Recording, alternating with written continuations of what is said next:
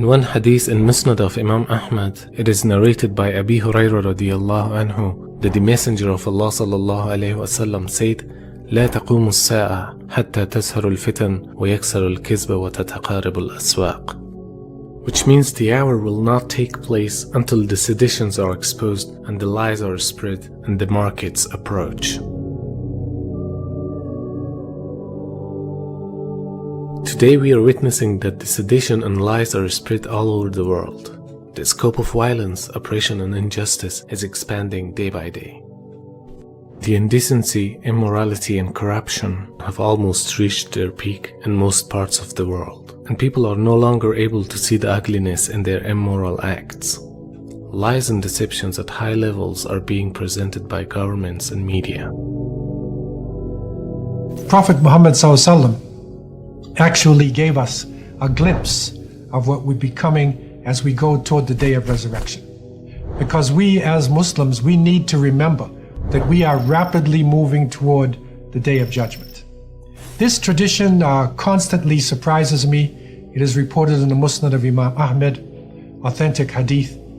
And it's shocking every year as we go through different changes to see how these words are coming to pass. But what is interesting, he put with this lying would be on the increase. And you would expect that in the time of trials, people would try to be honest. But it's the opposite. So there's all types of fake news and stories and theories and all types of information that is circling around us. And with the widespread use of the internet, now it has even become even more extreme than in the previous generations.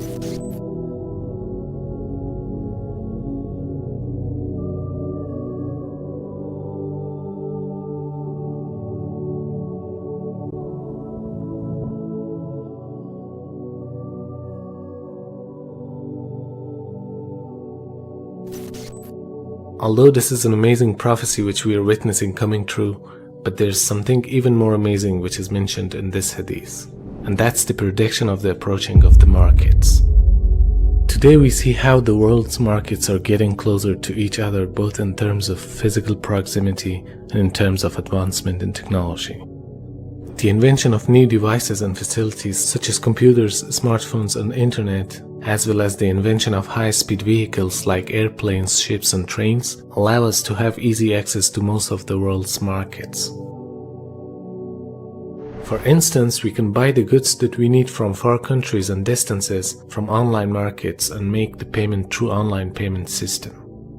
We can even order our favorite food online or via phone and have it delivered to our doorsteps. Another possible meaning of this hadith is that by establishing trade and economic relations between countries and creating branches of different products in different countries, it becomes possible for different brands of any item to gather in one place near to each other. And we can easily have access to the goods of our desired country in the city where we live. This is always shocking to me because the original muhaddithin must have looked at the marketplace as being outside of Medina, outside of the city, and then coming in. But now we are dealing with marketplaces literally in our homes. And we see more and more people having food delivered, having clothing delivered, having all of their appliances delivered. Some doing business, they turn on their laptop in their bed and they go into the international marketplace. So Sadaqa Rasulullah, the marketplaces are coming closer and closer and closer as we reach toward the day of resurrection. Furthermore, the excessive increase in markets and stores also caused them to be placed near to each other. And that's due to the population growth, increase in trade and wealth, and the excessive greed of people and the competition for investment. The Prophet ﷺ has stated this hadith while we all know that 14 centuries ago, trade and commerce was such that it took months to move a commodity from one country or city to another. And on that time no one could have thought that one day mankind would be able to buy or sell goods in a matter of seconds and to transfer them from one city to another in a couple of hours.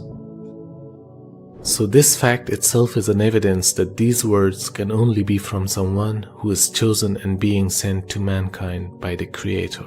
the Creator who knows the past, present, and the future of the entire existence. And this hadith is another indicator for us to be aware that we are living in the end time.